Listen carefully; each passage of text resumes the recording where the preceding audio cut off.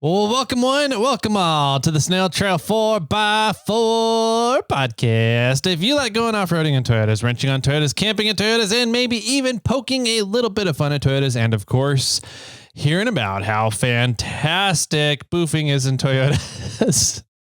I don't know why. It has nothing to do with today's topic, but Jimmy and I were just talking about boofing. So welcome everybody to the show, and welcome my good buddy, Jimmy Jett over here. How you doing, man? Good. I'm doing well. Thank you very much. How are you? Doing pretty well. Good. Yep. Happy to hear that. Yep. Life is a little stressful at the moment, but we get through it. It's part of being an adult, right? Yeah. That's what they say. I know. I'm not stressed. I'm actually a little excited for this upcoming week for me because I get to be Mr. Mom in a way. Okay. And I'm excited to You're a single parent? I'm going to be a single parent. Nice. For the rest of this week. Okay. Yep. The assistant is going to Southern California on a conference, Okay. A bilingual education conference. Oh, okay. And she's like, I'm not quite sure why I need to go. I teach science. I'm like, well, how many languages are in your classroom though? And she's like, well, there's a lot. I said, that's why you're probably going. Yeah. Yeah. So, the mini assistant and I are going to be hanging out most of the week. Okay. And, into the weekend. And so, yeah, I'm excited to be a single parent for a few days and see if I can survive. Sweet. Yeah. I'm having trouble surviving teething at the moment, so it's brutal right now. Yeah, that's a tough one. All his front teeth are pretty much in, but we're pretty sure his molars are coming in right now. Got it. Yeah, and so like he's not wanting to eat anything that he has to chew. Sure. So, it's and because he's not eating anything, he's very fussy and gets up in the middle of the night and back to the liquid diet. Yeah, pretty much. Yeah, back to liquids for a little bit. So, I'm short on sleep at the moment again. And the mom is very stressed out because of all this, and I'm stressed out because she's stressed out because the baby's unhappy and fussy all the time. So. Anyways, that's that. Yep. That's our life. That's Thursday, everybody. Yay. We'll see you guys on Friday tomorrow. We did some fun things that we get to talk with you guys about today. We got to go play with the tracks. We did. My first time wheeling my own tracks on my own vehicle in a year and a half. I've had those things. So we'll talk about that.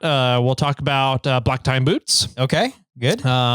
We have a really cool, fun land advocacy update. Oh, nice. That just came out yesterday, was announced yesterday. I don't think I saw it. Nice. We will we'll go over that. And there was something else. I don't remember what, but I will put it out there that the Barrett Lake bathroom projects, so Barrett Lake outhouse project, the BLOP, I think they're calling it. Okay. So somebody said BLOP to me. Oh God, this BLOP is working. I was like, the what? What do you? He was like, the BLOP. And I was like, what are you talking about? Outhouse project. Yeah. Bloop, outhouse, blop, blope. Oh, whatever. What the sound that poo makes when it goes in the water? Blop. Oh man. Anyways, the BLOP project, Barrett Lake Outhouse project, is moving forward. Good. All right. They've got the outhouses. And they're essentially mimicking what's been done on the Rubicon, right? Sure. So from the outhouses to the outhouse enclosures to how the pumper works. The main difference is that the pumper is going to be on a trailer that can be towed behind any vehicle rather than being incorporated into a Unimog. Yes. Okay. And the outhouse enclosure is going to be done out of aluminum paneling and aluminum siding. Oh, okay. Rather than wood. Yep. Sure. So they're working on, they have the two outhouses. And John Allen is doing all of the fabrication and welding for the aluminum enclosures. And the trailer, right? And the trailers too. So they have the pumps. We got the pumps from RTF. RTF donated the pumps off the Unimog. Yeah, I'm curious what they're doing with the Unimog now. I don't know. I'll have to talk to John and be like, hey, John, what you doing with that thing, man? Morphlate needs a new vehicle. Yeah. I really want to figure out what's going on with the Unimog in our parking lot here. It's just getting more and more disheveled by the week. And like, they put like a trampoline frame leaning up on it or something now. And I'm just like, that has to be a trash pile now. Like, so I need to go figure out what's up with that Unimog. You're going to go knock on some doors. I might just do that. So, but anyways, we have had a few listeners reach out to me and donate money to Blop. Oh, that's awesome. Through digital ways, right? Yes. So I am offering up anybody that wants to donate to the Barrett Lake Outhouse project. The Highlanders, which are in charge of the project, they still haven't set up any kind of digital way to accept a digital donation. Right. They're kind of dragging their feet with it. And I'm like, there's so many people that would donate $20, $40 if there was a digital way to do it. So I am offering up the digital way through Morphlate. So essentially all the money will pass through Morphlate because Morphlate writes business checks all the time, right? So it's easy for me to just cut a check to the Highlanders. Sure. And with the memo on it that says, Jimmy Black donated this. Right. So that you'll get the credit for the donation. The Highlanders are aware that that's the process that's coming in from me. And then Morphlate is just going to eat it on the back end with taxes. So, okay. But it's a donation, right? Highlanders are not a tax write-offable donation organization. Got it. So, yeah, I'm just like, I don't care. It's a big enough project that, and it's not, I don't think we're going to have like $50,000 coming in through this method. So I'm not too concerned about the tax liability of it. It'll be, I think at the end of the year, $50 to $100 in taxes. Yep. So, okay. Yeah, so we're doing that. Morphlate is donating $2,000 towards the project. Excellent. So I've been kind of holding that off until a couple of things happen just to make sure that we get through our end of last year's taxes and beginning of this year's stuff that we have to do. So I'll be cutting a check for $2,000 towards the Barrett Lake project. So if anybody else wants to donate to that, just seriously, just reach out to me on Instagram, text me, message me on Facebook, whatever it is, just get in touch with me and I'll give you guys the pathway to make a donation. And we'll just pass it through Morphlate and then I'll cut a check over to the Highlanders for it. Perfect. So, yep. So that's the Barrett Lake project that's moving forward. I think the goal is to have the bathrooms done so that when the Highlanders go in and do their trail maintenance, the trail opening. Yeah. And usually kind of the end of July, mid to end of July. Wow. They can take the bathrooms in, set them up and be good to go. Okay. So that's impressive. Goal. And then the goal would be to have the pumper trailers done and ready to go for trail closing. So ideally the two bathrooms are going to have more, capacity to them than the pit vault that was there. That is there right now, I guess.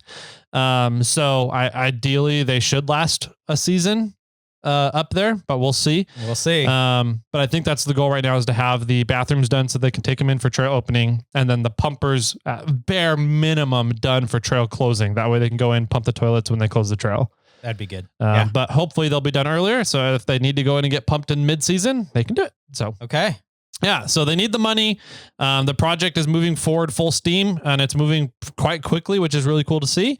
So if you guys want to send in your donations, if you guys go wheeling on the Barrett Lake Trail, if you stay overnight, if you've ever used the Barrett Lake bathroom before in your life, you should donate something to this. Yes. Whether it's volunteer time to help go in and install the bathrooms or send $20, whatever it is. Yep. So, yep. That would be great. Yep. And we appreciate it. And thank you very much if you have done it already. Yep.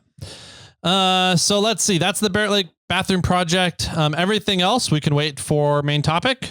Okay. So, sounds good. I just wanted to get that out of the way so that we get it out there before people are like, yeah, I don't want to listen to this episode. Yeah. And they pass on it. Boring. So.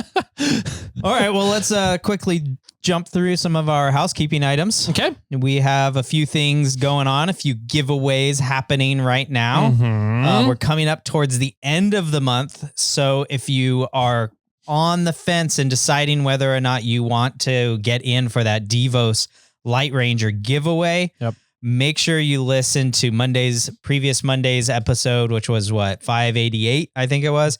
And listen to everything that Rich and Spencer, thank you. I was like, I had those S's. Yeah. Spencer had to talk about with all their new Light Rangers that are coming out. Mm-hmm. I'm fairly certain we're going to be giving away the Light Ranger 2000 as our monthly giveaway prize. But I mean, who knows what they're going to toss in there. They're pretty awesome guys. Mm-hmm. But the Light Ranger 2000 sounds pretty fantastic. I'm pretty excited to play around with one. So yeah, I'm excited to get one in my hands, hopefully here in the near future. So get in for that. You can go over to iRate4x4, log in and sign up under the watch, listen, and discuss section, SnailTrail4x4 forum. And then all your sign up options are right there for you. Make sure you're signing up for the giveaway tier. While we're talking about the giveaway tier, let's talk about gift boxes real quick. Gift boxes are primed and ready to go. We are all set. I've acquired 95% of your responses about the addresses being correct. Cool. Those that haven't responded, I sure hope your address is correct. I've tried to get a hold of you multiple times. You haven't wrote me back. So we're just going to go with it. But when April is around, if you want to continue to be in the gift box tier, then everything's great. If you want to change out of the gift box tier or move up into the gift box tier, this is going to be your opportunity. We only open up the gift box tier 2 times a year, and that's in April and in October. So this is your chance to get in for the gift boxes from Tyler and I. And so consider that for next month. Mm-hmm. If you are going to move, we'll talk about everything that has to happen about that here and once we get over to April, but there's a little bit more involved. Yep. All right. What's next? Giveaways on reviews. Oh, yeah. We always have that going on. So check those out. We're thinking about, while we're talking about this, since it's reviews and different platforms of podcasting, we're having some issues with Spotify. We've been having issues with our RSS feed. Yes, that too. Let's talk about that real quick. We apologize for seems like the last week or so, something happened to the website on the back end and messed up the RSS feed. And some people have gotten in contact with me and some people have been like, no, everything's okay. Everything seems to be working. Hey, I haven't seen a new episode in 2 weeks. Yeah. So I'm pretty sure we've got it figured out. We had to dive in pretty deep up into PHP code to figure out what was going on with this thing. Yep. Thankfully, we have a good internet service provider that actually helped out quite a bit. Mm-hmm. But our RSS feed should be fixed. Should be. So if you're listening to this, it's probably working okay. And you're probably like, hey, there's 6 new episodes. Exactly. Okay. So that one, now that's off the topic. Yeah. What about Spotify? Just we're having issues with getting correct numbers from Spotify and confirming all of that again. It seems to be an ongoing issue and nobody seems to know what's going on the back end of the big, all the podcast service providers don't seem to know about this issue that we're experiencing. And I'm like, we can't be the only podcast experiencing this issue. So we're thinking about running an experiment. I just want to put it in everybody's head so that you have some time to hear about it, know about it, so that when the experiment happens, you guys know what to do. But we might be asking the listeners to help us with an experiment to verify something with Spotify. So just keep that in mind. That might be coming in the next month. We just have to figure out how to set up the experiment and do all that. But it seems like typically people are around 2, maybe 3 weeks behind on listening to the podcast. So I wanted to put this out now so that you guys are aware, and just scroll forward in your feed. If you're behind, you're not current on podcast, scroll forward in your feed. We're going to make an episode labeled Spotify listeners only. Or something, yeah. Something like that. And it's literally just going to be like a 5-second episode that's going to say, hey, this is Tyler and Jimmy. Can you hear this episode? And all you need to do if you're a Spotify listener is just listen to that episode. If you're not a Spotify listener, don't listen to the episode. It's going to be a BS waste of your time. But we're trying to test something on the downloads for Spotify because we're getting very conflicting information from everybody. Yes. Yeah. I'm not entirely sure how we're going to set it all up. There has been talks about actually starting another podcast. Yep. Just a third one. Another podcast. Yeah. Just for Spotify and testing the waters that way, just to see what the downloads are. Mm-hmm. The big issue that we're having, and just in full transparency, is our hosting company says we're getting so many downloads. And then when we go to Spotify, it's like 5 or 6 times the amount of downloads. More than that. I mean, it's literally like our hosting provider says that we're getting like less than 1%. Yeah, it was, less than 1% of our total downloads was coming from Spotify. But we know that we have a ton of Spotify listeners. So we're like, that cannot be right. And Spotify is saying that we have roughly 30 to 40% of our listenership is coming from Spotify. So we're trying to figure out who's accurate because everybody is saying that the other person is lying to us. Well, so they're all saying that they're correct. Yeah, exactly. It's just like, any mechanic shop out there. Yeah. So, so we will be running our podcast. Yes. We will be running some sort of an experiment. Not quite sure how it is. So yeah, keep your ears and eyes open for what's to come. We'll probably figure out something to do in April once this month's over and we are on to our own gift boxes as a giveaway item. Yep. So anyways, reviews. We are continuing the review process, which is leave a review and you automatically get entered to win some fun things.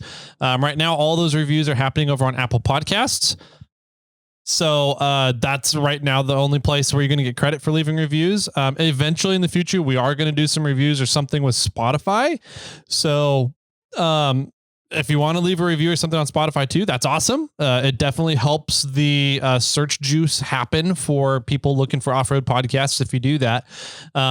And if you go and leave one, then you'll automatically get entered for anything in the future we do with Spotify. So that'd be awesome.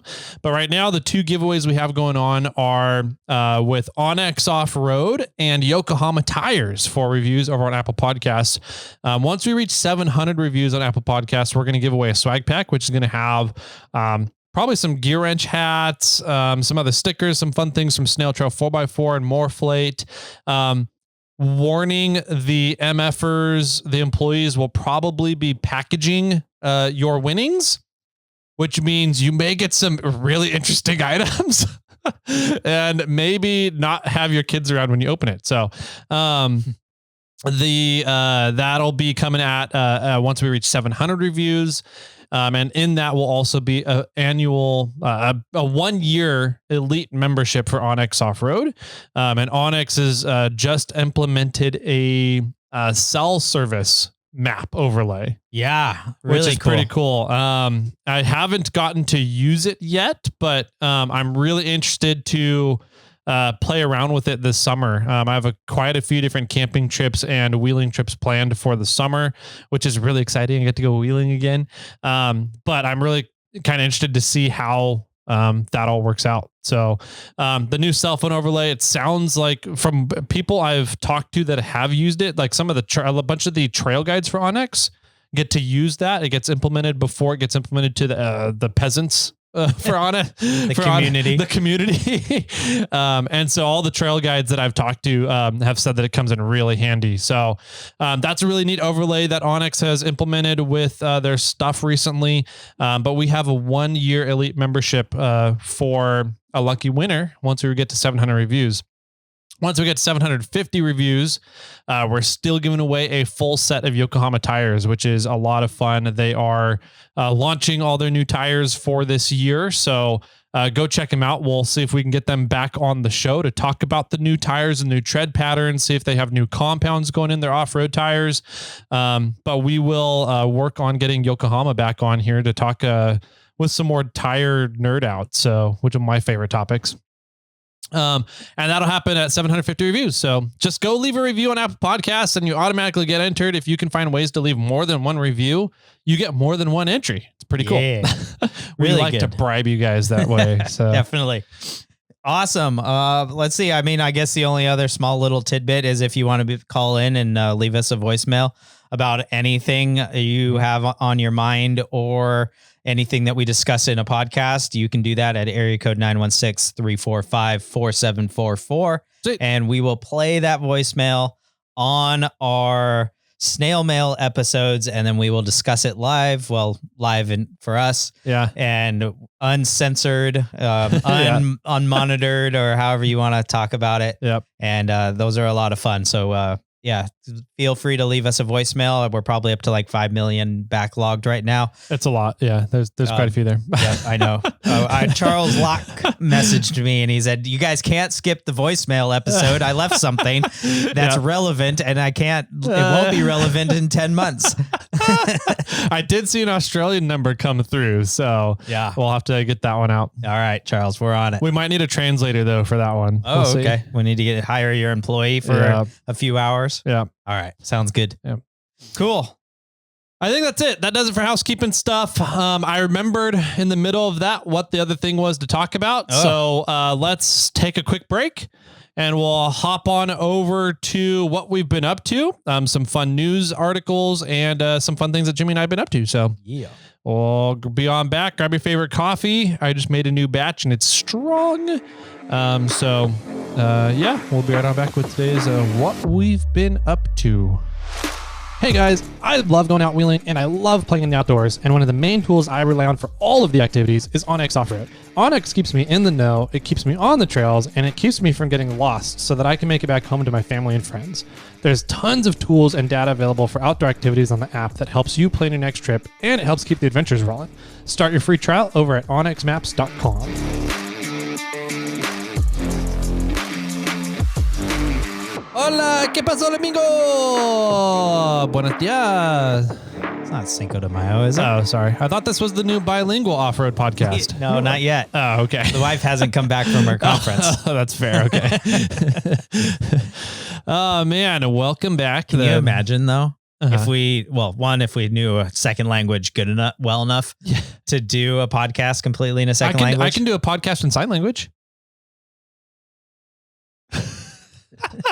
It only works on video. But if we recorded a podcast in English and then we just turned around and recorded the same exact podcast a second time in Spanish, like another language. Yeah.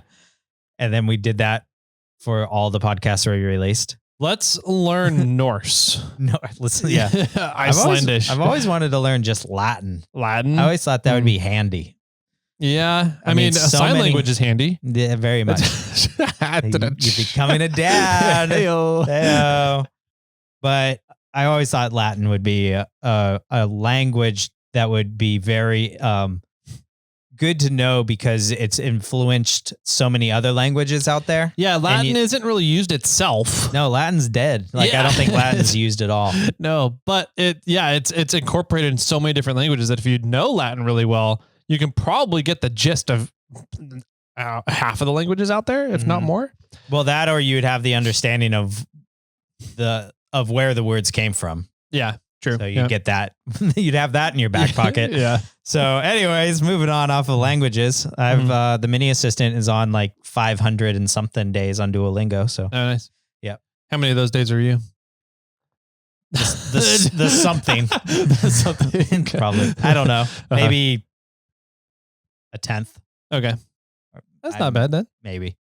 Yeah, not a lot. It's just, when we're split parenting and she's not with us for a series of days, it's, she just wants to keep her feed going. So, or her streak going is what they call it. So, yep. But, anyways, I'm going to start because some of mine has to do with before one of yours. Okay. I talked a little bit last week, very briefly, about gout. Okay. Yeah. And all the drinking I did now 2 weekends ago and St. Patty's Day. And I didn't get a flare up. Wow. Yeah. I'm shocked. I had an entire day of drinking wine, wine's one of the worst things for gout. Wine and beer are absolutely horrible. And I had an entire day of like all you can drink wine for the most part. And next day I forgot we went somewhere, and then we went to San Francisco and then had some fun and drank down there and had some sake and just, yep. And then the next day was St. Patty's Day, and we came home and we went and got Irish whiskey or Irish coffees in the morning, and then came home and had Guinness at night. And I don't know how I survived. Didn't get any gout. Nice. So That's that cool. that was good. San Francisco, but we went to a cool San Francisco sucks. Yeah. It has its pros and cons. Many more cons than pros. But the benefit of being semi close to a metropolitan area is a lot of really good concerts and good shows come into town. Mm-hmm. So we went and watched a band called Saint Motel. Okay. I knew some of their songs, but would not be able to name the band. Mm-hmm. But the wife is way more in tune with the culture of music these days than I am. Mm-hmm. And so she wanted to go watch it. We went to the Fillmore, which is always a fun venue, really kind of cool area. I posted a photo on Instagram. Can anybody guess where I am? And I had a few people like, oh, you're at the Fillmore. I had a few people comment, and I was like, cool. So sending them some stickers, which is fun. And after every single concert at the Fillmore, they make a custom poster. Like I don't say a one-off design. It is a one-off design. Yeah. Per day. Yeah. So if the concert runs 2 or 3 days, every poster is different for each day of the concert, which is crazy. So every single person gets a different poster? No. Okay. That day, everybody gets the same poster. But if the concert, like if it's Queen or whatever, Queen's doing a 3-day show at the Fillmore, day 1 has a different photo or a different poster than day 2 does. Yep. Right. And so they make an allotment of different posters per day. Yep. So that's pretty cool. So we went a while ago and we got a poster, and our front room's music themed. And now we went again. And so now we're going to start putting those posters up on the walls. Nice. So yeah, that was fun. All right. And well, that brings us up to, I bought a bottle of the other day of Minden Mill.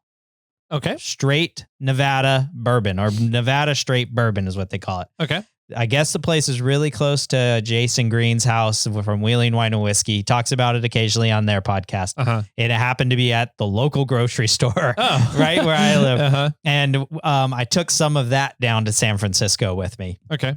And it's pretty good. Nice. Yeah. I mean, it's like a $45-ish bottle. Okay. I think he said it was cheaper up where he is than where I was buying it for. Yeah. But I mean, had to bring it into California. Yeah. So, but for the price, I mean, it's nothing over the top amazing, but for the price, it's a very good bottle of bourbon. What is your like base bourbon that you base everything off of? That's a good question. I don't know. Because like you're saying it's pretty good, but like, what's your comparison to? Yeah, I'm not sure. Maybe it's Old Elk, just because that's what Wheeling Wine and Whiskey used to.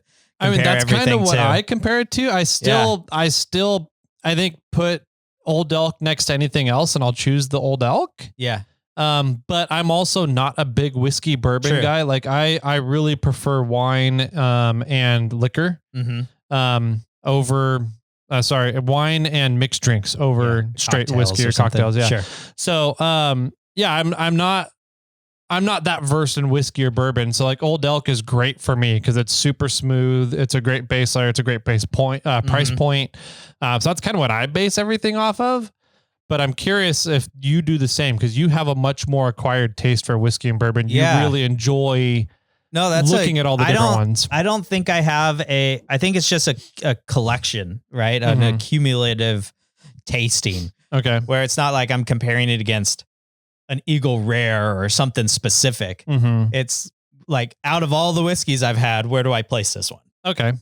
And then I'm also kind of looking at, out of all the whiskey I've had in that relative price point, how does this one fit? Okay. And I would say this one's above average Okay. It's above the middle of the range. You know, it's on the higher end. It's a good quality for the price point. Mm-hmm. I think it would be a very $45 is, I wouldn't say is an everyday drinking price for a bourbon for me. I would probably be down like in the $30, $35 range. Okay. This one's maybe a little higher price point than what I would consider an everyday drinker. Okay. And that's saying, you know, that I'm pretty cheap in regards to that stuff. You know, I would rather, I mean, an everyday drinker, I would not get Jack Daniels. Okay. I don't know. I would buy one of maybe the Jack Daniels Gentleman Jack or a single barrel. Mm-hmm. And it's funny because we had some people over to our house and they were like, we don't want to just binge drink your nice whiskey. And I'm like, well, want me to pull the cheaper bottles to the front? Like, and I don't really care. I have so many whiskeys. I mean, I don't even know. We probably have You're running out of room on your bar there. We are running out of room on our shelf. We have, I'm going to guess around 40 bottles. Mm-hmm. And the thing is, when you have that many bottles, if you have some friends over, you know, they'll have a drink out of a bunch of bottles. Mm-hmm. And you don't really notice that your collection has gone down. Yeah. Where if you have like 2 bottles, like you finish them. Yeah. You know, because you have like 10 people over and you guys just finish the bottles. Mm-hmm. So it's kind of nice to have a small collection like that. But yeah, I think I don't have a bourbon or a whiskey that I just compare it to. Mm-hmm. I would probably throw this one up there against some of the Frey Ranch versions. Like it's up there. I think it's pretty good. Okay. So if you come across it, check it out. I give it 2 thumbs up or, you know, 5 stars or whatever you want to say it. For the I think it'd be fun to, just because I'm super nerdy, right? I think it'd be fun to create a graph, an XY axis graph of your wine preference or your whiskey preferences.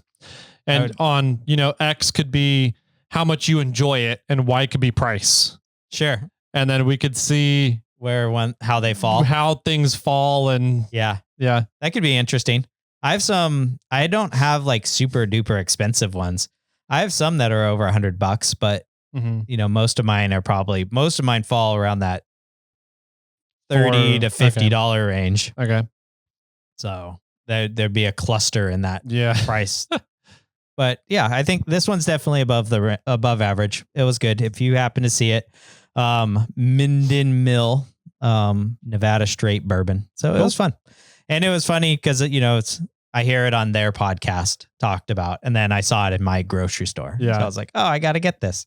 And that happened to the same because they were talking about whatever the bourbon whiskey was that Ultra Fort Jones, Rod and Hammers. Oh, Rod, yeah. Ultra Fort Jones was promoting. They would talk about it on the Wheeling Wine and Whiskey podcast. And then I saw it in my grocery store too. And I was like, well, I got to get a bottle. Man, they should be like making commissions or something. They really should. Get in on that, boys. So anyways, I wanted to talk about that. That was fun. I took that down to San Francisco with me as well. I put it in a flask. I had a few ounces of that before we went to the concert. So nice. Then I came home the other day and tried it again just over a rock. And it was good. Very tasty. So cool. Yeah.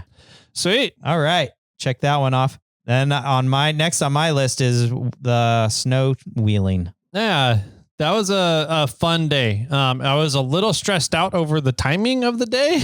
Yes.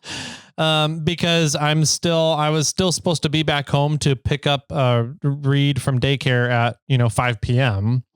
So I was like, hey, we gotta get going, we gotta do this, blah blah blah. So we had a storm roll through, and Jimmy and I decided to go play hooky. Yeah. To catch a bunch of the fresh new snow, because it was supposed to drop like this storm over the 3 to 4 days of the 2 storm fronts that came in was supposed to drop like 4 to 5 feet of snow at really high elevations, at the passes, Mm-hmm. And so I was like, that's perfect for tracks. Mm-hmm. Let's get out and play with the tracks and see what these things do. And so we get up there and let me just say before we get up there, I had thought in my mind, I'm like, maybe I should just go out and buy a power steering pump, throw it in Bobcat real quick. Mm-hmm. And then I can go snow wheeling in Bobcat. Tyler can drive Kermit with the tracks. And I was like, man, we got so much snow. Yeah. I'm just going to slow him down. Yeah. His vehicle is so wide. And then you add the tracks on top of that. I could probably drive within the tracks, grooves that you leave. The tracks. Yeah. Right. I could probably fit between those. So I was like, I'm not going to bring Bobcat. I'm just going to be a passenger princess. I'm going to hang out. We're just going to, wheel in Kermit. And if we get stuck, I'll be the guy pulling cable or moving things around. So it was a lot of fun being passenger princess and seeing you being there, watching you be giddy because this is the first time you've driven them. Yeah. So anyways, go ahead. Yeah, it was good. So we show up, and we're like, I was trying to figure out where we should go because I was stressed out about the time. I was like, man, we could go up to Uncle Tom's. It's a nice, easy trip. It's a nice wide road. That gets snow on it. So, and there's typically traffic if we have any issues happen because I knew it was going to be us one vehicle. But I wasn't sure about parking. Yeah. Because I know that Georgetown has gotten on people and ticketed people for parking trailers and vehicles at the plow line. Yeah. On Wentworth Springs. So I was like, I don't know how that's going to work. So I came over to pick you up and I was like, well, we could go to Yuba Gap or Georgetown. Yuba Gap, I know there's kind of parking in that area. It's quicker to get to. And the trailer brakes were being very finicky on the trailer as well. So I was like, and it's a little less hairy, getting a trailer to Yuba Gap rather than Georgetown. True. And you were like, but I haven't been to Uncle Tom's yet. And I was like, God, that's right. How have you not been to Uncle Tom's, Jimmy? Yeah. I don't know. So, how long have you been wheeling the Rubicon? I was trying to think of that because when we were talking to Rance, you said 20 years, and I think I'm right around 20 years. I can't remember when my first trip was, but I do think it was around 2004-ish time frame. Okay. Maybe a little later. So it's somewhere around 18 to 20 years. Okay. Wow. So yeah, I've been wheeling Rubicon 18, 20 years and never made an opportunity to stop by Uncle Tom's. Even though that's your main route it's to go the only route. Yeah, I go for the most part. Yeah, you drive right by it every time. So anyways, once he reminded me that he hasn't been to Uncle Tom's, I was like, oh no, we're going to Uncle Tom's and we'll just deal with getting a ticket if we get one. So we started going up through Georgetown and we got pulled over in Georgetown. We did get pulled over. So the sheriff, El Dorado County Sheriff, one of them pulled us over in the middle of Georgetown, literally as I'm parking. And as we were coming in Georgetown, the parking is pretty limited, especially if you have a dual cab, long bed, dually truck and a 20-foot deck trailer. When your total parking length is 70 feet, makes it a little difficult to find parking. But in Georgetown, there's the center of the main road there in Main Street. Has parking spaces. There's 6 or 7 parking spaces. They more or less took a suicide lane and made it into a parking spot. Yeah.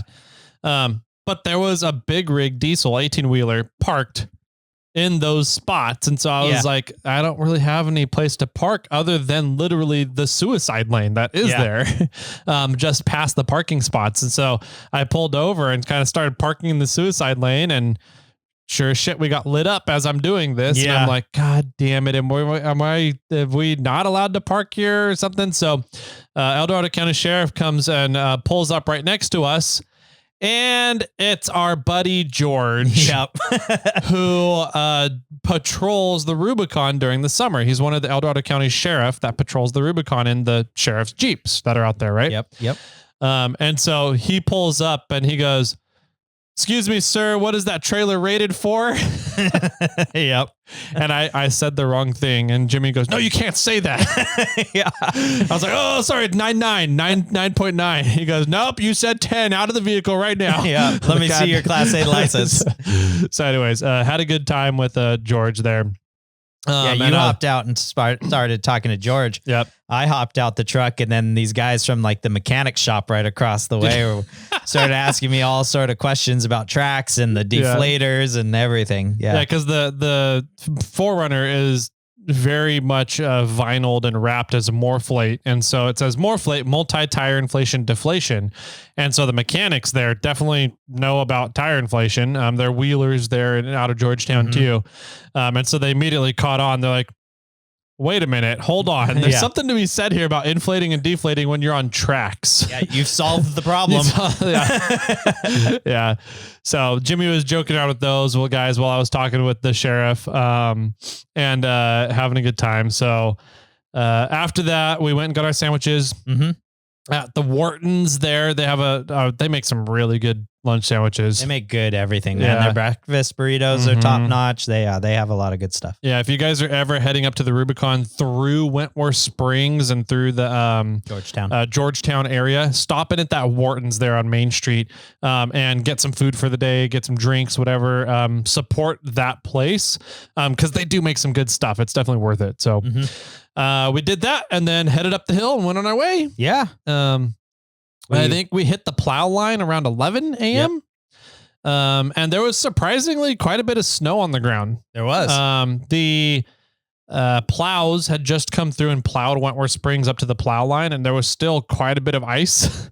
We had to hop out and put the truck in 4-wheel drive, lock it in the hub. So to get up there, and I was really concerned, like, man, coming down this at the end of the day with all this ice and the trailer brakes not working properly could be kind of interesting. So I was getting a little concerned about coming down later in the day, but we hit the plow line and there was about a foot of fresh snow. Yeah, maybe on there. Somewhere 8 to 14 inches. Yeah, somewhere in that range. And so we got the rig unloaded and started snow wheeling at 11:30 a.m. Yep. Which doesn't leave a whole lot of time to get into Uncle Tom's, do a podcast, eat lunch, and get back out and down the hill and back home to Sacramento by 5 p.m. No, not really. And we were thinking it was going to take us a little bit to get to Uncle Tom's too, because we were thinking there's supposed to be like 4 to 5 feet of snow. But once we saw that there was only 1 foot of snow, we're like, hey, this should be pretty doable. We can make some pretty good time here. And we made some pretty good time getting into Uncle Tom's. The tracks did awesome. I was very impressed. Typically in powder with tires, like you can drive really smooth, really good in the tracks, like in the trail of the two-wheeled tracks that are there. Yes. As soon as you hit powder, it's just like a slugfest.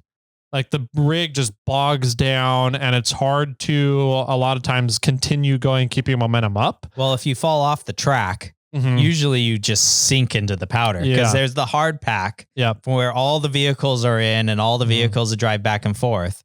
Right. And then when you fall off of the track or you drive off of like the hard pack, you know, you just engulf yourself in this softer snow that usually like just eats your tires and bogs you down.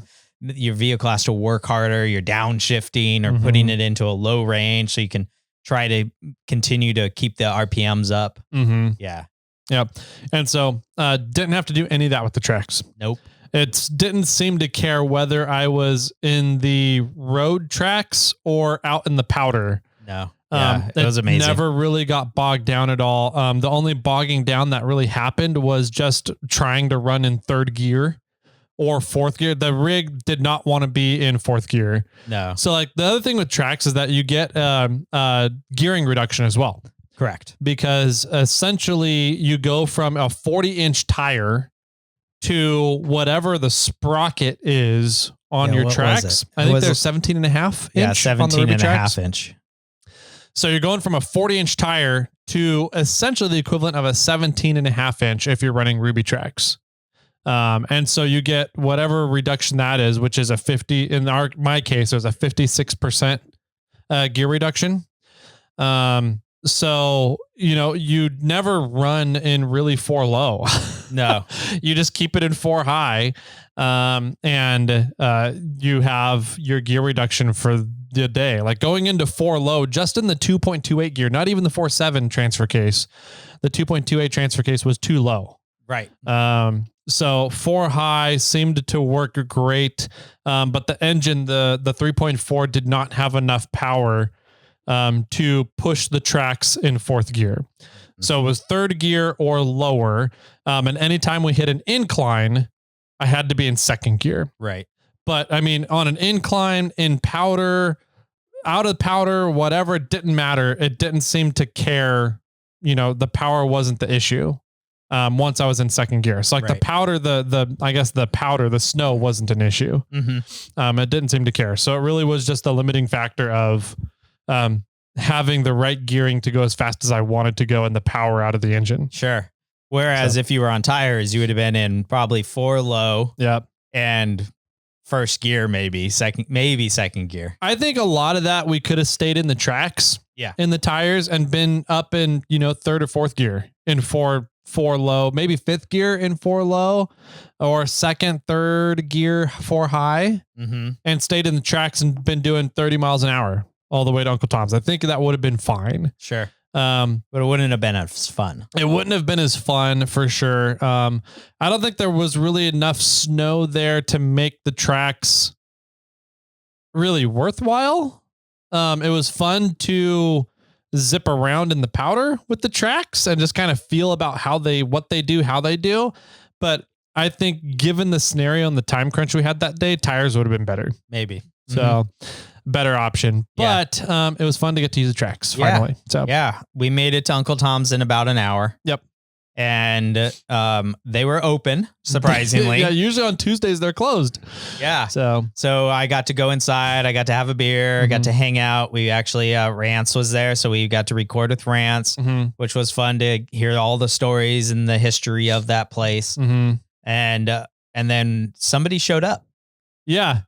As we're sitting there, we were there maybe 15, 20 minutes, and MFer Ryan, my production manager, showed up in his 4Runner with his uncle. Yeah. So that was fun to see him pull up. He was talking about trying to come out with us originally. There was kind of the similar situation that you went through, your thought process of bringing Bobcat, where we're like, there's supposed to be 4 to 5 feet of fresh powder. I'm going to be on a time crunch. Like if you're having troubles throughout the day, we just got to leave your 4Runner and you got to jump in the back seat with us and we'll bomb down to Uncle Tom's and come back and we'll get your 4Runner on the way out. Right. And he didn't really want to do that. He didn't want to hold us up at all. And then once we unloaded the rig at Plowline, I was like, oh, Ryan totally could have been here today. Yeah. Like that. I feel kind of bad now about all of it. And that's what I was thinking too. I'm like, we were wheeling in. I'm like, I could have stayed in the tracks and I could have been fine. And then when Ryan showed up, I'm like, man, totally could have made it. Totally could have brought Bobcat out. So anyways, Ryan showed up. He's a big fan of Uncle Tom's. Him and the other guys that were there, Ken and Bob, they just joking around the whole time, having a good time. Yeah. So, we ended up eating our lunch, got to record with Rance, got to look around Uncle Tom's, learn a little bit about the property, a little bit about the history of the property, some of the things you can do at Uncle Tom's. You can rent, they have 2 cabins now you can rent out. Yeah, that's pretty cool. You can go and do camping there. Really cool kind of stuff that we got to learn about and share with everybody. That episode is 588. 587. So if you guys want to learn more about Uncle Tom's, go listen to 587. Some cool stuff there, talking with Rance. And then we hung out for a little bit and got hit by falling snow from the trees. Yeah.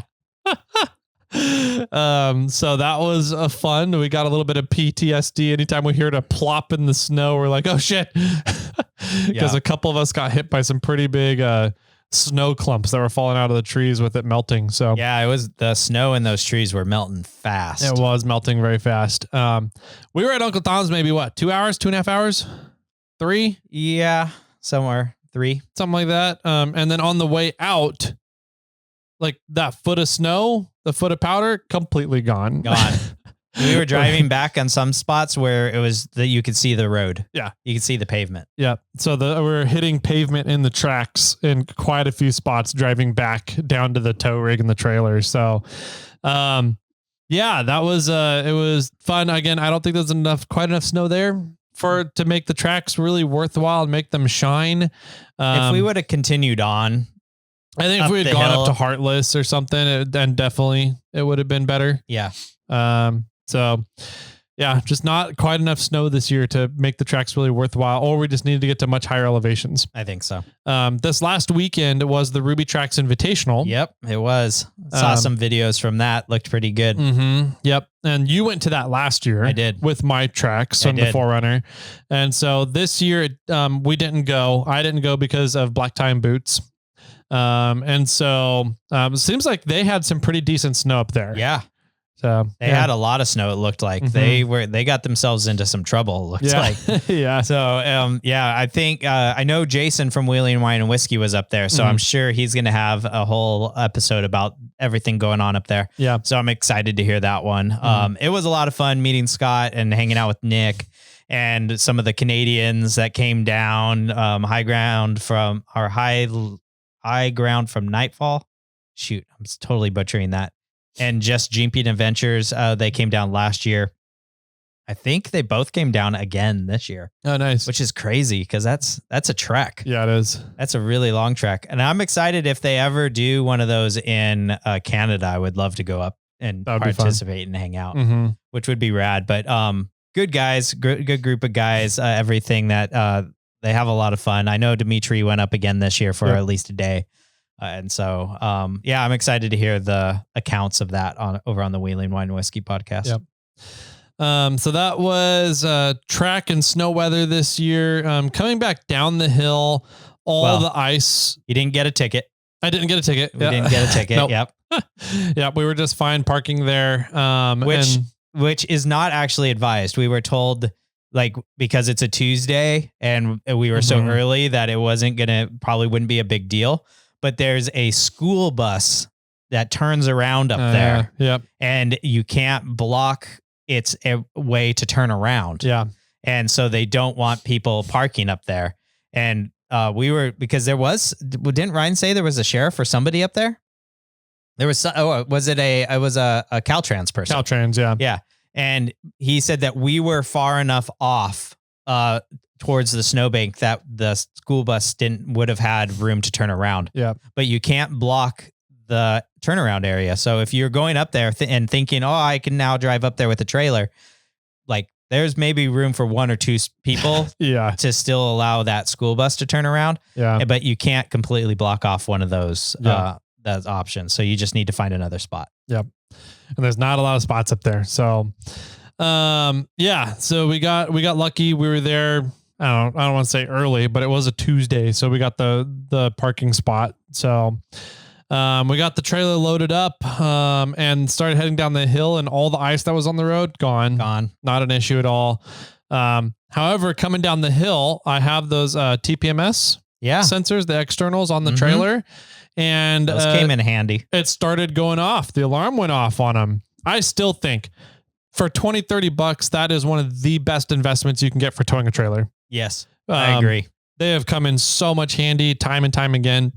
I think this is now the third time that I'm like, they've saved my ass. Yep. Having those sensors. So, man, they started, one of the alarm was going off and I was like, interesting. I don't know if it's just cold. It's going off. Pressure is low because it's cold on one of the tires. And then, 10 seconds later, it had dropped 2 PSI. And then the alarm went off again. The alarm went off again. And then 30 seconds later, dropped another 2 to 3 PSI. And I'm like, we have a leak. Yep. We have a small leak. Something's going on. It's leaking fairly slow. So we might be able to make it down to Georgetown before it's 0. But it eventually got to the point where we're like, nah, it's too low. We need to check this out. And we found a good pull out spot at the time too. So, pulled over, and sure as shit, pretty much the tire had disintegrated. Yeah. It was really bad. You were showing a bunch of wire chunks through it. Something happened. Yeah. And those tires should have been replaced right after KOH. And I just been putting it off. And it was like this week that we're recording, which is the week after we went wheeling. I was like, this week I'm going to get the trailer diagnostics done. There's a couple things that need to be done on the trailer, some wiring issues. I was like, I'm going to get it done next week. but I really wanted to go snow wheeling that day. And so I didn't do the tires before going out, and that happened. Yeah. So we lost a tire. But you had a spare. We had a spare. And Ryan was behind us, and he had a Zugga Dugga. Yep. So that helped out a lot. Yep. Made it nice, quick, and easy. So we got that done and headed back down the hill and pulled into Georgetown, checked everything real quick in front of the Jeepers Jamboree office. Yep. And Bob came out to say hi. Yes, he did. So Bob Sweeney from Jeepers Jamboree, kind of the guy, the head honcho, happened to be in the office that day and saw the Morphlate rig out in front of the office and came out to be like, what are you guys doing? Yep. Checking the tires on the trailers. So give us a little bit of grief, but got to see him, shake his hand, say hi. So that was pretty much it for that day. It was a good, fun day. Headed down the hill. Got back not too late, but definitely later than to be able to pick up the kid from daycare. So had to deal with that with the significant other, but fun day. Got to play around with the tracks finally. And I don't think we're going to have much snow left to play around with the tracks. So, no, not really. So going back to tires soon? I think we'll go back to tires soon. Yep. Yep. Bummer. I'm trying to decide if I want to try and go take a day trip this weekend and go play with the tracks just one more time, or just swap it out and put tires on it and call it. So, well, there's talk about possibly getting snow at the end of this week, Thursday, Friday, and possibly Sunday. Yeah. So maybe we'll see. I just got to wait and see what how long it takes for the trailer to get repaired. Sure. And B, what the storm brings. Yep. So true that. Because we are going from a record possible high today on Tuesday when we're recording. Yep. I think the record in Sacramento is 86 degrees and our projected high is 85. So we might be able to get the record. Yep. And then in a few days later, it's supposed to be down into the 60s. So we're having like a 20-degree swing in like 2 days. Yep. Pretty wild. Cool. Well, now we're up to modern weekend. Yeah, modern weekend, modern times. Our modern times. Yeah. My last weekend wasn't very exciting. I did, the assistant is doing an audition show where she has to try out to make it into the cast. And so the last weekend, 2 weekends ago, she tried out and she made it into the cast. And then this last weekend now, she had to show back up and they did different readings for different roles. And they're doing Alice in Wonderland. Mm-hmm. And they're going to make it more of a carnival, a circus themed Alice in Wonderland. Okay. I'm not quite sure how that all it's going to work. Mm-hmm. But they asked a lot of like who can do gymnastics moves, who can do cartwheels, flips, somersaults, or any of that. Mm-hmm. And the mini assistant is not athletic like that at all. So she got a role as a card. Okay. And probably if she's in the ensemble, she's going to probably have a few different roles. But she really was upset that since she thought because she can't do any gymnastics moves that she didn't get any of the like bigger roles. Uh-huh. But I asked her, like, out of the kids that got these really big roles, how many of them are older than 13? And she's like, all of them. And I'm like, okay, well, you're 11. Yeah. And you're probably one of the youngest ones that made it. 80 people tried out. They took 40-ish people. Mm-hmm. So she made it. So she beat out like 40 people. Mm-hmm.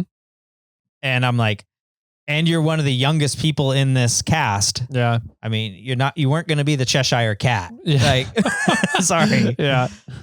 So anyway, on Saturday, she had her second tryouts for trying to figure out what cast member she was going to be.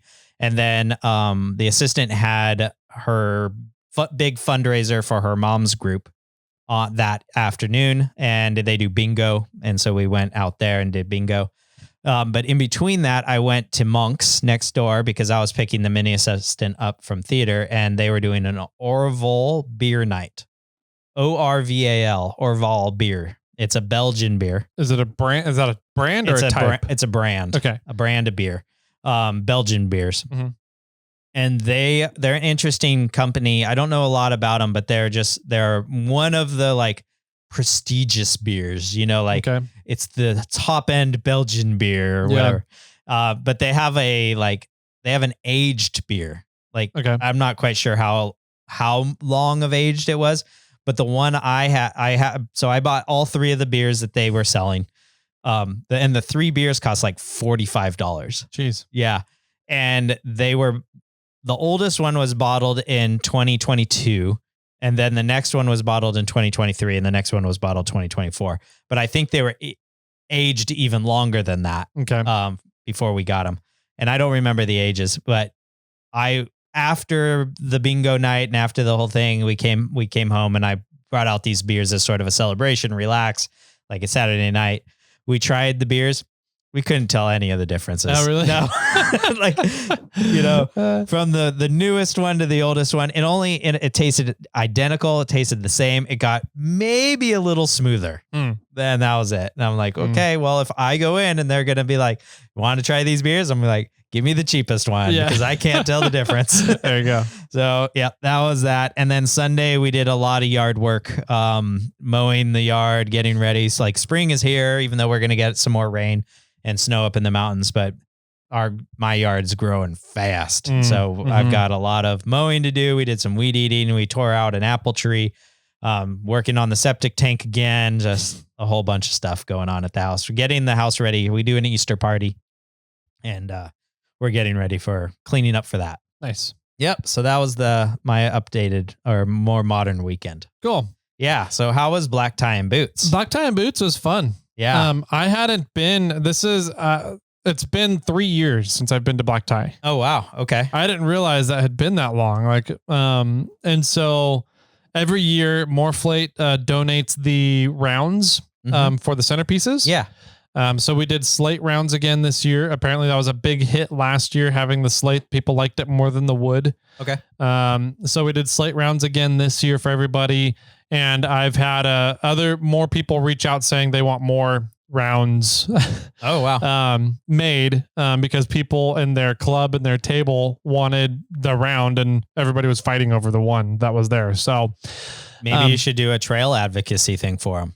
Well, yeah, that's the goal. I told him, I said, yeah, I'll print you more rounds, but donate $40 to RTF. And everybody's like, yeah, no problem. Okay, good. So we're working on that, printing more of those. I also made some coasters to be donated to the raffle. Cool. The silent auction raffle that happened at Black Tie and Boots. So it's just the RTF logo, super simple, laser engraved on slate coasters. And those came out really clean too. And this one I have here was a sample test shot just to make sure that the engraving came out and we had the dimensions and jig set up properly. So I'm taking this one as mine.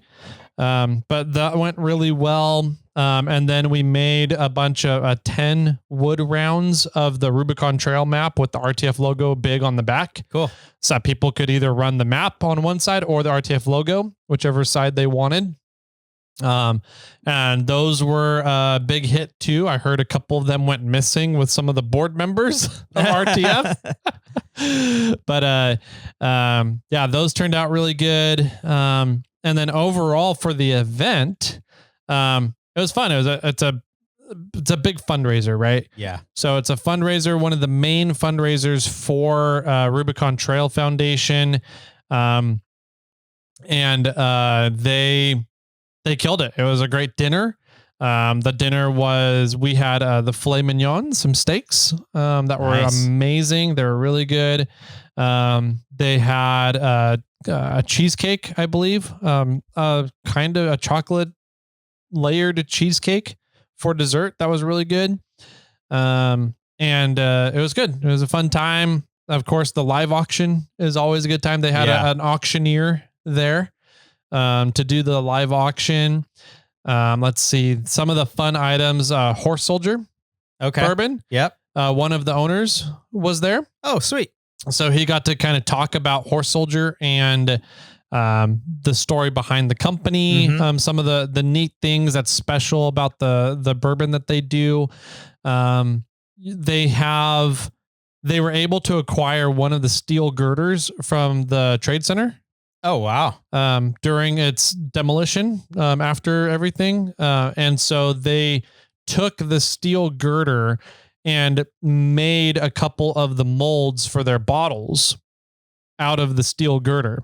Oh, interesting. So they melted down the steel girder and made molds for their bottles. Oh, rad. Out of the steel girder from the World Trade Center. Huh. So every bottle that Horse Soldier makes is made from the World Trade Center, essentially. That's really cool. They also have, they got some of the bronze from the Statue of Liberty. And they incorporated that into, I believe, either their molds for the bottle or the molds for the stamp that goes on the bottle. Probably the stamp. I think it's the stamp. But some of the bronze from the Statue of Liberty is incorporated into the stamp mold. That's really interesting too. Wow. So every bottle of Horse Soldier that you get has been touched by the World Trade Center and the Statue of Liberty. It's like literally made by America. Literally, yes.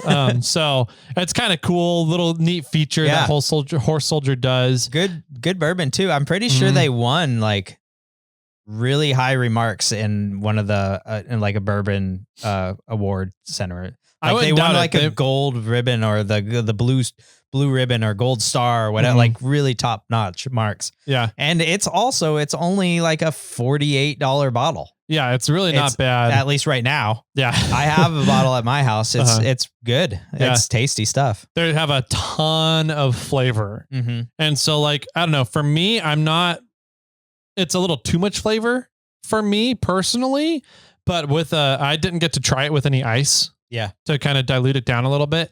I think with some ice, it would be amazing. But how much flavor and spice is in a lot of their bourbons combined with the heat, it's a little too much just to do it neat for me. But I think with an ice cube, it would cut a lot of the heat and I'd get a lot more of the enjoyment of the flavor out of it. So, but super flavorful bourbon and whiskeys that the Horse Soldier does, and some really cool stories behind how they make the bottles and what they're putting their stuff in. So, for sure. They had 4 bottles they did for the live auction. Were they signed? 3 of them were signed, had a few signatures on them. Then one of them had a lot of signatures on them, and the one had a lot of the signatures from people that were Green Berets and did some really awesome things for the country and during their service. And some really well-known stories of some of the, did I say Green Beret? Yeah, I did say Green Beret, SEALs and other things. So, some pretty high profile, military personnel that were doing some very special ops missions for our country. Some of those missions are well known. Some of those missions are still confidential. So those signatures are on that 4th bottle. Cool. And so the 4 winners of those bottles also got a separate raffle ticket. So there are 4 raffle tickets that got thrown into a drawing to win a 1911 pistol. Oh, so cool. It was you got the Horse Soldier bourbon plus a 25% chance at winning this 1911 pistol. So that was a really kind of a fun feature for the live auction. Roughly what price point did the bottles go for? I wasn't paying too much attention to the first 3, but the 4th bottle went for $3,000. Yeah. So yeah, I was going to say, usually they're up around the $1,000 mark. Yeah. I want to say that one with all the signatures, I'm sure was more. Yeah. I want to say the first 3 ended anywhere between $800 and $1,500 for each one. Yeah. So, that was cool. It was that was just fun to see and act out with the live auction. There was a couple of really neat items. I gave the Rubicon trail map design that you and I have made to Brad from Hot Metal Fab. I saw it. And he made some really cool laser metal cutouts with it. And one of them was on this piece of metal that he's had laying around his shop for like 10 years. So it's all really rusted out and patinaed and rustic looking. And he cut the Rubicon trail map out on that. Yeah. And that was really cool. I think that was Chris from Gold Hills Posse. Okay. The president of Gold Hills Posse. Yeah. He won that one. Oh, good. So he's going to be putting that up in his shop. And I was like, that's really cool. I would love that. But I was like, I have the design and map. I'm just going to source some metal and go make one. Yeah. It was funny because I don't know what happened, but whatever you sent Brad didn't work. Oh, really? Yeah. And then he messaged me and he's like, hey, can you figure out how to make this into a DXF or something? Like, it's not working. Yeah. And then he sent it to me and I'm like, it's not opening for me. Like, whatever you sent me, it isn't a file. What is it? And he like sent me a photo like from his phone of the map that you, whatever you sent him. And he's like, Tyler sent this to me and it's the map of the Rubicon Trail Foundation that he has or the Rubicon Trail that he has. And I'm like, oh, that's funny. I made that. Yeah, I have that file. He's like, I have that exact file. Let me dig in my files and figure out which one that is. Yeah. But I didn't have the one where I had the one that went all the way to Homa. Okay. And not cut off. Yeah. So I had to recreate a little bit. But yeah, it was funny because I don't know why it didn't send. I'm pretty sure I just sent him the Illustrator file. Yeah, I don't know. I'm not sure what happened. But yeah, it was funny because it went like from you to Brad back to me. And it like kind of started with me because I made the original one. So I was like, oh yeah, no, I got you, Brad. No problem. Yeah. Yeah. And I've made some edits to that file too. So I don't know if you got, we'll have to hook up and figure out resync that file between us. So anyways, he got the Rubicon Trail map and made some pretty cool files. I made some cool things out of metal with that. Yeah, I saw it and I'm like, that's weird. Why didn't Loon Lake drop out? And he's like, oh no, I didn't want it to. I just cut out the islands and like scored it or whatever. I'm like, oh, you tweaked it. And he's like, yeah. I'm like, okay. It wasn't a mess up on the file. Yeah. Like, okay, good. Yeah. And then last year for the auction, there was a really big piece of, I think it was redwood, that John Arns had made and gotten over to us to do a really big Rubicon Trail map engraving burn on this chunk slab of redwood. I think I'm not sure what wood it was. And so he ended up having 2 of those. Oh. And so we lasered 2 of them, and his goal was that he was going to treat one of them as a live auction. And then if it did really, really well, and there was like a lot of people fighting for it, then at the end of the live auction, they were going to bring the second one out as a surprise. Yeah. And they ended up not doing that. And so the second one showed up this year in this year's live auction. So that came out, that one went for $1,200. Nice. Let's see, what else was there? There was a 1911 pistol in the silent auction. There was a rifle in the silent auction, some raceline wheels, a bunch of other stuff in the silent auction that was really neat. They had it in a separate room. Oh, okay. The silent auction stuff. So it was a little confusing because we were like, usually there's a silent auction associated with black tie and boots. Where's that at? So word finally got around and people were able to get over to the silent auction room. So there was that, there was the live auction, there was the dinner, and then there was dancing, of course, in a separate room outside of the dinner room, which was really nice because afterwards people got to hang around in the dinner room and chat and hang out and just be able to talk. Be able to talk over the music. Exactly. Yeah. So it was a great night. It was fun. There was a lot of, there wasn't really a lot of outrageous outfits this year. No. Oh. I was really the most outrageous one. Were you in your green suit? I was in the green suit, but instead of the green pants, I wore my trail khaki pants. Okay. And my leather boots, my forestry boots. So I wore that with my green jacket, green tie, and then the Luigi hat that Ryan had at Uncle Tom's. So I wore that during black tie. And it went really well. And people were all night long being like, the fuck is Luigi doing here? What do you? So that's funny. Yeah. Black tie was a lot of fun. It was fun to get out there and say hi to everybody. See all my buddies from all over the wheeling world. A lot of people there. So it was nice to see them, shake hands and catch up with everybody. And people come from all over to that event. I mean, people come from like Texas and up the PNW. And I don't know if anybody came from the East Coast this year, but people come from all over. To go there. That's pretty wild. Yep. That's awesome. Yeah. Yeah. So that was black tie and boots. And then a couple of quick news updates for everybody to finish out the episode today. Okay. First one is land use. Land use update. Oceano Dunes. Yeah. So kind of backfill story on what's been happening in Oceano Dunes. Okay.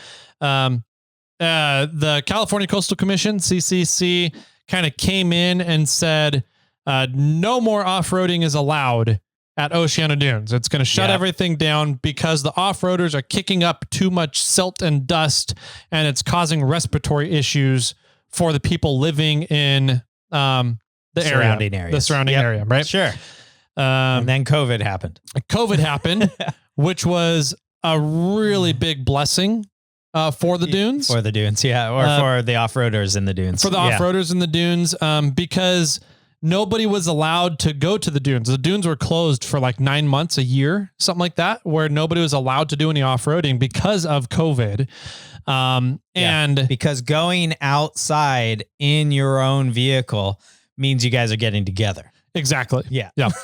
That and the agency was not wanting to risk their employees to manage the land there at the time. So that sucked. We weren't able to go out. The off-roading community wasn't able to go use the dunes. However, it was a blessing because there was nobody on the dunes. Right. Which means that some tests were able to get done to see whether or not the California Coastal Commission's claims were accurate of off-roaders creating silt pollution for the surrounding areas. Yep. Turns out with no off-roaders in the dunes, the silt and dust pollution was higher. Yes. Than with the dunes open and off-roaders off-roading. They also found out that the pollution that was in the air was natural occurring salinity from the ocean, not the dune and sand particles. So the off-roading community was not contributing to any of the claims that the Coastal Commission was having. Yep. And so with that finding, they were able to scientifically prove that the off-roading community was not causing any of this pollution, that California Coastal Commission is full of shit. And that there was a lot of stuff, some abatements that had happened that the off-roading fund, the OHV fund for California paid for in order to help reduce the pollutions that were quote unquote being caused by off-roaders. Sure. That was really not actually happening. So there was a lot of money that the OHV fund had to fork out in order to pay for these abatements. And turns out it was all bullshit. Yes. Which is, you know, as we're reading through the claims, you know, Jimmy and I did quite a few episodes on all that. And we're like, this is total bullshit. Like, there's no way.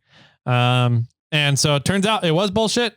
And they found out that they also ruled that A, the scientific claims were bullshit, but B, the California Coastal Commission has California Coastal Commission's claims were bullshit, not the scientific claims. Well, that's what they were claiming, that the scientific claims was that the off-roaders were causing pollution. Right. But then I just want to be clear that there was the claims that the Coastal Commission made, and then there was the claims from when there was no off-roading and the scientific studies happened. Correct. That's not a claim. That's a scientific research. Okay.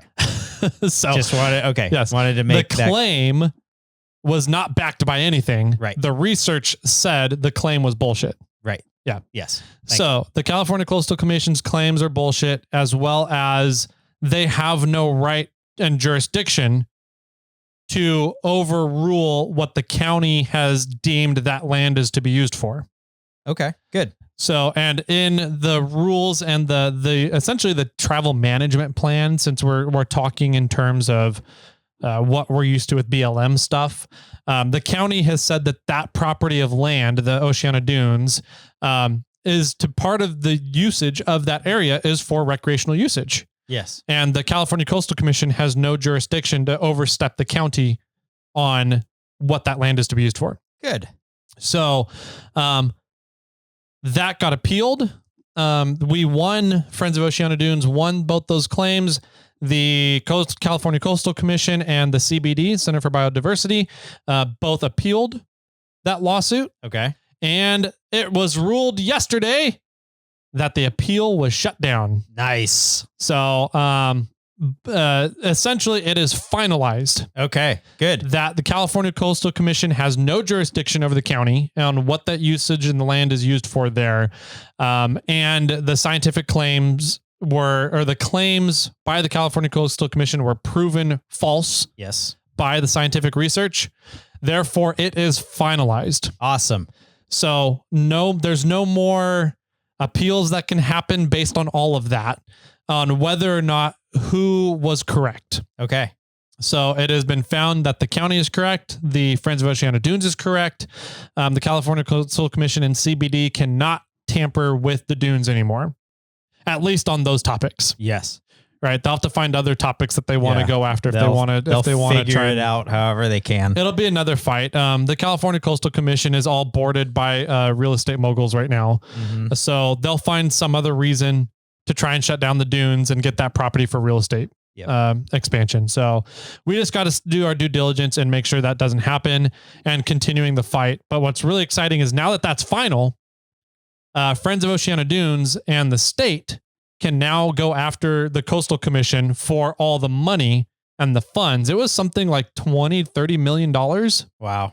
That was put into what the CCC claimed we had to do to lower the pollution rates. So now that that's all finalized, we can start the next step of making the Coastal Commission pay for all their wrongdoings. For all their wrongdoings. Pretty much. Exactly. Yeah. For everything that they had the Friends of Oceano Dunes put into effect. Mm-hmm. Like all these silly rules to try to lower emissions, lower the salinity, lower the salt or the dust and particles in the air that were false in the first place. Yep. Now we can go back the royal we can go back and get our money back. Exactly. Yeah. Yeah. Sweet. So that'll be, I'm pretty sure, the next stage of the process, as well as possibly opening up more of the dunes. Yeah, that's what I was just thinking. Mm-hmm. It's like, okay, we've had to shut things down for so long because of all these claims. Well, now we know they're false. Mm-hmm. So can we open up more of those dunes now too? Yep. So that's the idea. I know that some of the dunes were shut or closed because of like vegetation was being damaged, and there's the snowy plover that only puts its eggs out on the beach, and that's why our speed limits are slow on the beach. Yep. So I think that there's some of the land has been closed due to that, but I wonder if they can open it up for the most part now, which would be nice, because I mean I think that like 80% I think 50%. There's a 50% more that can open up. There's something like a big margin of land that can still be opened up. Yep. Borja called me. Yep. Let me know the actual numbers. Yeah. So it's a large chunk of land. So that's kind of the next stages of the process. I know that Friends has been outwardly spoken about getting their refund. Yeah. And getting Oceano Dunes SVRA's refund for all the work that had to be done there due to the abatements. Yes. And then the next step that is floating around in the social media sphere of conversation is possibly opening up more of the park now. That'd be rad. So that's a huge, massive win. Totally. Massive kudos to Friends of Oceano Dunes. And this is a huge precedence that can be set for other places in the country that are complaining and worrying about off-roaders shutting down off-roading recreation areas or not giving races permits because they're concerned about dust and particle pollution to other areas. Because it seemed like once Oceano Dunes and the CCC started down that road they were going, all of a sudden we started seeing other recreation areas in the Midwest. Midwest, Western Midwest, I guess, Arizona, Utah, that kind of place. New Mexico, Southwest, I guess. Yeah. Similar claims. Yeah. Of dust and particle pollution due to off-road recreation. Right. So now that there's precedence being set that says, hey, don't be so quick. This is kind of bullshit. It can be bullshit. Yeah. I'm hoping that we can carry that over to other places in the country now that we're using dust and particle pollution claims to shut down off-road recreation. Absolutely. That'd be good. So big win. Awesome. And it just goes to show, support those organizations that are fighting litigation. Support trail maintenance organizations as well. Like organizations like Tread Lightly, they do a lot for trail maintenance and maintaining good relationships with land managers. And it's not like the Pismo and Oceano Dunes was a part where it's like us versus the land managers. Like the Oceano Dunes SVRA park was very much in hand with Friends of Oceano Dunes working on this. It was really the California Coastal Commission and CBD that was pushing all these issues. So doing trail maintenance projects and being in good with the land managers typically is always a good thing to do, but really we need to focus money towards litigation. Right. That's the expensive part. And that's what ultimately settles these things. Yes. 100%. So find those organizations, land use organizations that are fighting litigations and support them. Yeah. So, and there's different ones all across the nation, different ones in your area. Yep. Figure out what they are, support those people and move forward. Yeah. So that was the big news update for trail advocacy. Awesome. That's awesome. Congratulations. That's a big win and I'm excited for that. Yep. Moving into, I think, your next topic. Before we get there, I want to say that my new internet is fantastic. Nice. It is screaming fast. Good. Uploading YouTube videos and uploading the podcasts are awesome.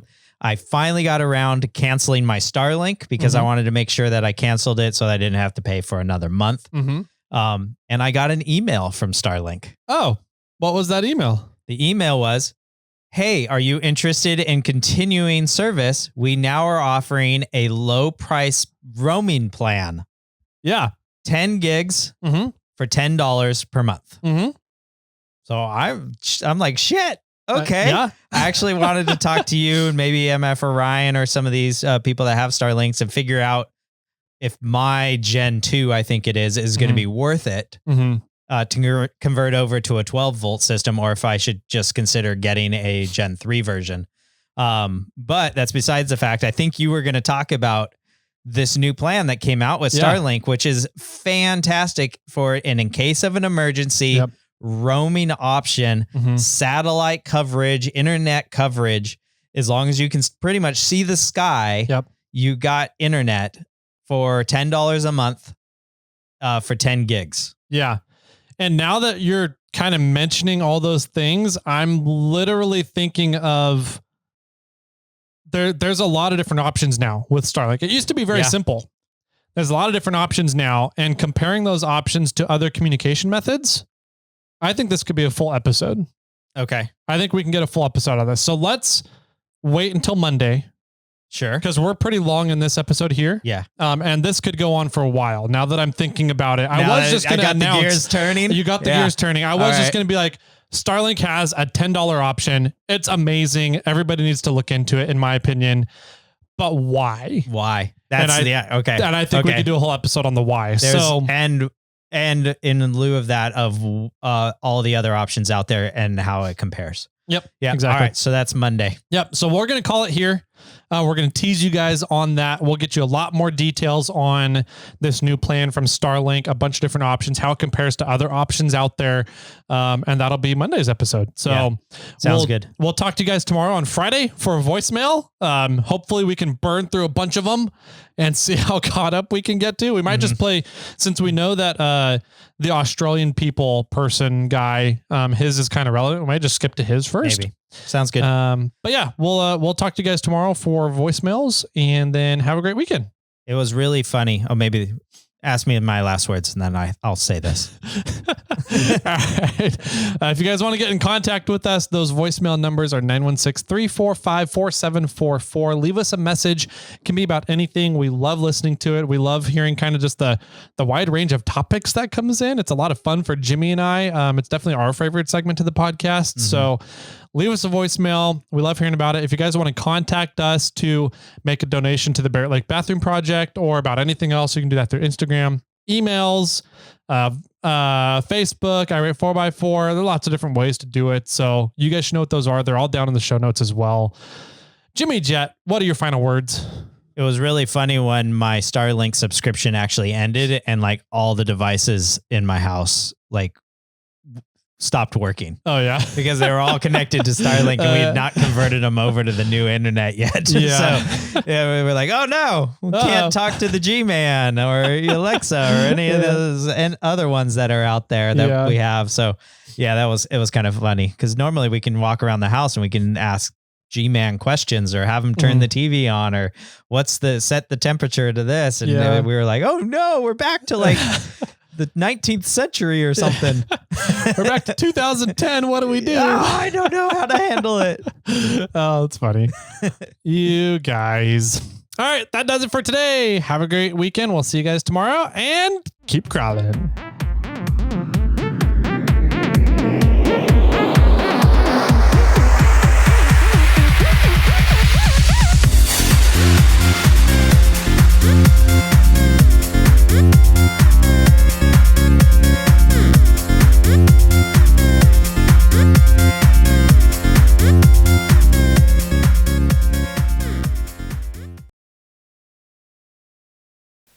I got one for you. Ooh, ready? Yeah. Are you? Mm-hmm. Okay. All right. Have you seen the new movie, Constipated? It hasn't come out yet? No, I haven't, Jimmy. Oh. They should have you seen? It would kind of makes it seem like it has out. It should be have you heard? Yeah. Have you heard of the new movie Constipated? I haven't. No, I haven't, Jimmy. Oh, yeah. It hasn't come out yet. Oh, I got it. Yeah. I changed the joke. I hear boofing is good for that. It definitely is. Around the rocks.